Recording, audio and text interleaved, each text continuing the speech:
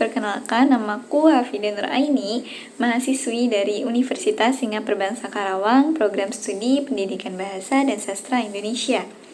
Di video kali ini, aku akan mereview sebuah buku yang unik dan menarik banget sih. Judulnya Coret-coret di Toilet. Sebetulnya, aku ingin mereview buku ini tak lain dan tak bukan karena aku sangat menyukai novel karya Eka Kurniawan yang berjudul Cantik Itu Luka. Dan dari buku itu, aku jadi tertarik untuk membaca tulisan-tulisan dari Eka Kurniawan, dan salah satu yang membuat aku tertarik adalah ini, Coret-coret di Toilet. Buku Coret-coret di Toilet ini merupakan kumpulan cerita pendek yang ditulis oleh Eka Kurniawan. Siapa sih yang gak tahu Eka Kurniawan? Kayak yang kita tahu ya teman-teman, Eka Kurniawan itu adalah penulis Indonesia yang dikenal dengan gaya penulisannya yang tajam, kritis, dan seringkali mengangkat realitas sosial dengan cara yang tidak biasa. Nah, buku ini pertama kali diterbitkan pada tahun 2000 oleh Yayasan Aksara Indonesia, lalu diterbitkan ulang dengan pendambahan cerita oleh Gramedia Pustaka Utama. Secara garis besar, buku ini tuh berisi kumpulan cerita yang menggambarkan berbagai sisi kehidupan manusia, mulai dari isu sosial, politik, cinta, hingga absurditas kehidupan sehari-hari. Judulnya aja Coret-coret di Toilet, yang menggambarkan sesuatu yang sering dianggap sepele, kotor, atau tidak penting. Nah, tapi justru di situ tuh sering muncul kejujuran yang paling jujur sejujur-jujurnya, karena tulisan-tulisan itu ungkapan spontan manusia yang tidak perlu dan tidak bisa disensor siapapun. Dalam buku ini, salah satu cerita yang paling menonjol itu adalah tentang tulisan-tulisan di dinding toilet yang awalnya tampak tidak berarti ya, tapi lama-kelamaan malah membentuk semacam ruang diskusi anonim antar individu. Dari sana, pembaca itu bisa melihat bagaimana manusia mengekspresikan pikirannya yang terdalam tentang cinta, tentang kemarahan, tentang kritik terhadap pemerintah, hingga ke kegelisahan hidupnya. Nah, menurut aku pribadi, kekuatan utama dari buku ini terletak pada cara Eka Kurniawan mengangkat hal-hal yang sederhana yang menjadi sesuatu yang penuh makna. Beliau juga mampu melihat dari sisi lain kehidupan yang sering kita abaikan.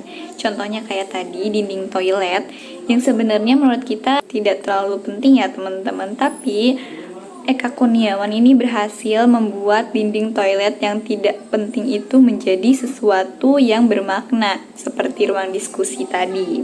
Bahkan dalam beberapa bagian ini ada diselipkan beberapa humor walaupun isinya tentang sindiran-sindiran ya. Nah, selain itu juga struktur cerita yang ada di cerita pendek ini tidak selalu linear, yang membuat pembaca itu harus berpikir lebih dalam untuk memahami maksud dari isi bacaannya. Tapi ini tuh bisa menjadi kelebihan sekaligus tantangan ya menurut aku, karena bagi sebagian pembaca mungkin terasa membingungkan gitu. Tapi bagi yang menyukai karya sastra yang mengajak untuk berpikir, menurut aku buku ini tuh sangat memuaskan. Buku ini tuh sebenarnya banyak mengkritik kondisi sosial masyarakat melalui simbol-simbol sederhana seperti toilet umum. Nah, Eka Kurniawan seolah ingin mengatakan bahwa suara rakyat kecil tuh seringkali hanya bisa muncul di tempat-tempat yang tidak dianggap penting. Nah, ini menjadi refleksi bahwa kebebasan berekspresi masih terbatas, sehingga orang memilih tempat yang anonim untuk menyampaikan isi hati mereka. Nah, selain itu, buku ini juga memperlihatkan sisi manusia yang jujur, karena tulisan-tulisan di toilet itu mencerminkan kegelisahan, kesepian, bahkan harapan-harapan mereka.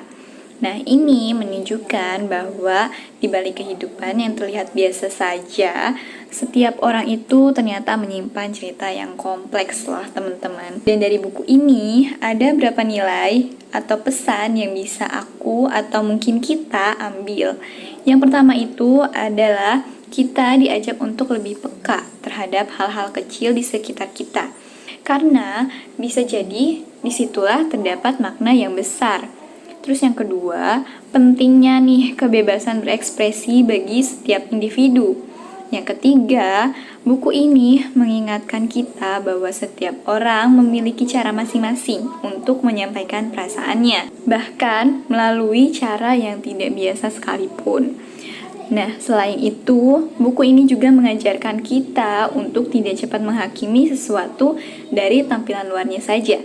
Sesuatu yang menurut kita remeh atau tidak penting bisa aja menyimpan makna yang dalam jika kita mau melihat lebih jauh lagi.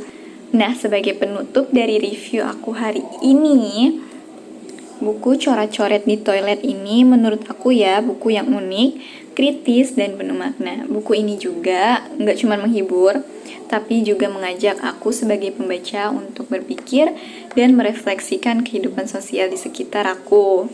Dan kalau kalian baca ini juga, aku yakin kalian akan merasakan apa yang aku rasakan.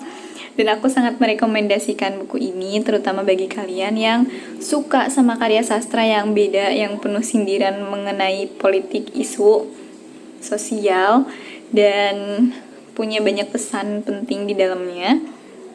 Untuk aku sendiri, aku baca buku ini, Coret-Coret di Toilet, dari Ipusnas, teman-teman. Dan beruntungnya aku, pada saat aku membaca buku ini, aku tidak perlu mengantri. Dan mungkin saja kalian juga bisa baca buku ini tanpa ngantri ya, teman-teman. Sekian saja review aku hari ini. Mungkin aku selanjutnya akan mereview buku-buku lain. Jadi stay tune terus. Terima kasih teman-teman.